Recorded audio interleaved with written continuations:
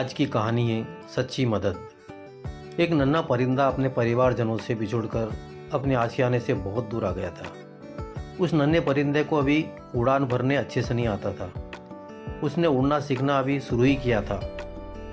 उधर नन्हे परिंदे के परिवार वाले बहुत परेशान थे और उसके आने की राह देख रहे थे। इधर नन्हा परिंदा भी समझ नहीं पा रहा था कि वो अपने आशियाने तक कैसे पहुँचे।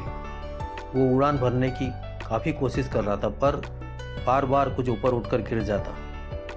कुछ दूर से एक अनजान परिंदा अपने मित्र के साथ ये सब दृश्य बड़े गौर से देख रहा था। कुछ देर देखने के बाद वो दोनों परिंदे उस नन्हे परिंदे के करीब आज पहुंचे। नन्हा परिंदा उन्हें देख के पहले तो घबरा गया, फिर उसने सोचा शायद ये उसकी मदद करे और उसे घर तक पहुंचा दे। अनजान परिंदा बोला, क्या हुआ नन्हे परिंदे, काफ़ी परेशान हो? नन्हा परिंदा बोला, मैं रास्ता भटक गया हूँ और मुझे शाम होने से पहले अपने घर लौटना है। मुझे उड़ान भरना अभी अच्छे से नहीं आता। मेरे घर वाले बहुत परेशान हो रहे होंगे। आप मुझे उड़ान भरना सिखा सकते हैं? मैं काफ़ी देर से कोशिश कर रहा हूँ पर कामयाबी नहीं मिल पा रही है। अनजान परिंदा थोड़ी देर सोचने के बाद बोला, जब उड़ान भरना सीखा नहीं तो इतना दूर निकलने की क्या ज़रूरत थी? वो अपने मित्र के साथ मिलकर नन्हे परिंदे का मजाक उड़ाने लगा। उन लोगों की बात से नन्हा परिंदा बहुत क्रोधित हो रहा था। अनजान परिंदा हंसते हुए बोला, देखो, हम तो उड़ान भरना जानते हैं और अपनी मर्जी से कहीं भी आ जा सकते हैं। इतना कहकर अनजान परिंदे ने उस नन्हे परिंदे के सामने पहली उड़ान भरी। वो फिर थोड़ी देर बाद लौट कर आया और दो चार कड़वी बातें बोल पुनः उड़ गया। ऐसा उसने 5-6 बार किया और जब इस बार वो उड़ान भर के वापस आया तो नन्हा परिंदा वहाँ नहीं था। अनजान परिंदा अपने मित्र से बोला, नन्हे परिंदे ने उड़ान भर ली ना? उस समय अनजान परिंदे के चेहरे पर खुशी झलक रही थी। मित्र परिंदा बोला, हाँ, नन्हे परिंदे ने तो उड़ान भर ली, लेकिन तुम इतना खुश क्यों हो रहे हो मित्र?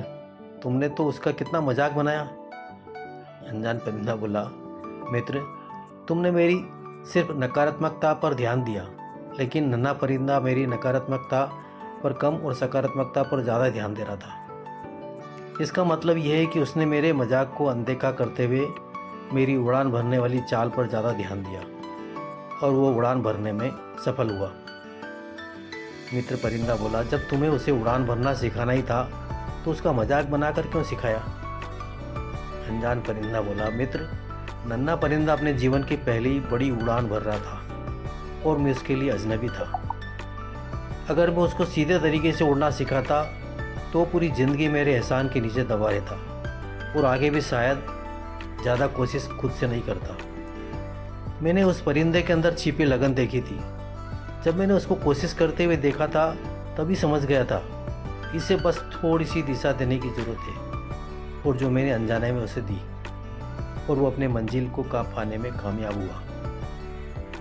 अब वो पूरी ज़िंदगी खुद से कोशिश करेगा और दूसरों से कम मदद मांगेगा।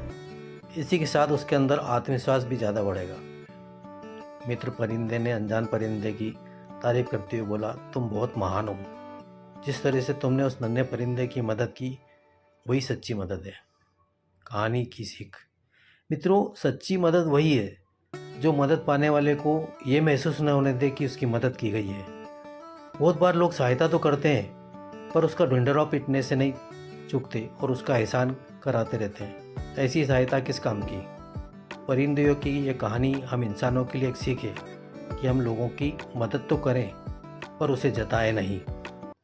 आपने ग्रुप के YouTube चैनल को अभी तक सब्सक्राइब नहीं किया हो तो अवश्य कर लें ताकि आपको कहानियाँ नियमित मिलती रहे। जय जिनेंद्र।